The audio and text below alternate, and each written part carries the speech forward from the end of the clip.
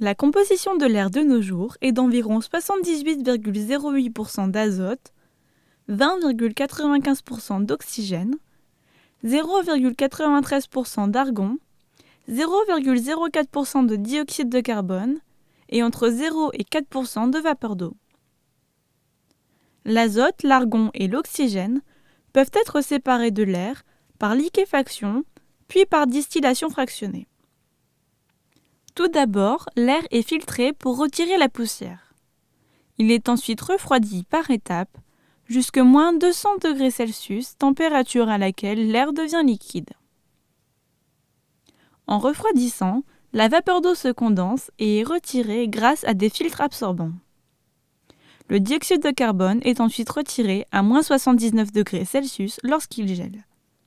L'oxygène se liquéfie à moins 183 degrés Celsius, l'argon à moins 186 degrés Celsius et l'azote se liquéfie à moins 196 degrés Celsius. L'azote, l'argon et l'oxygène liquide sont ensuite séparés par distillation fractionnée. Observons ce processus en détail. Tout d'abord, comme nous l'avons déjà mentionné, l'air est refroidi à moins 200 degrés Celsius et est passé dans une colonne à fractionnement.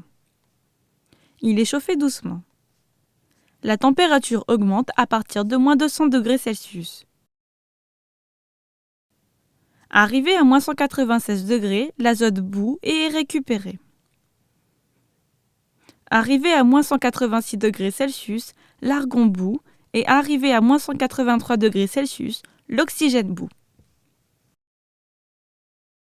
Maintenant, mettez la vidéo en pause et réfléchissez à un autre processus utilisant la même technique.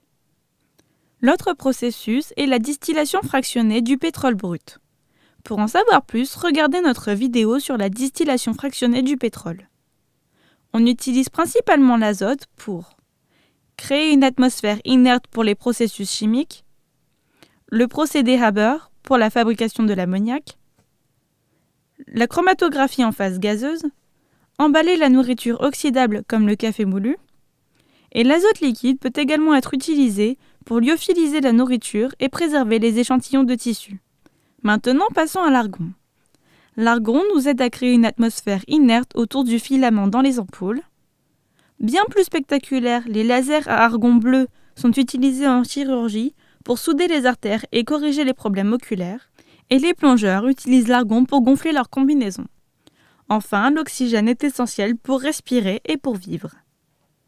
On l'utilise donc en médecine pour les équipements respiratoires. Mais ce n'est pas sa seule utilisation. On utilise également l'oxygène pour créer de l'acier, car on fait passer l'oxygène dans le fer fondu impur dans un haut fourneau pour oxyder et retirer les impuretés comme le carbone, le sulfate, le phosphore et le silicone. L'oxygène constitue également une majeure partie des carburants pour fusées. Et on l'utilise pour alimenter les flammes oxyacéthyléniques utilisées pour faire des découpes et des soudures.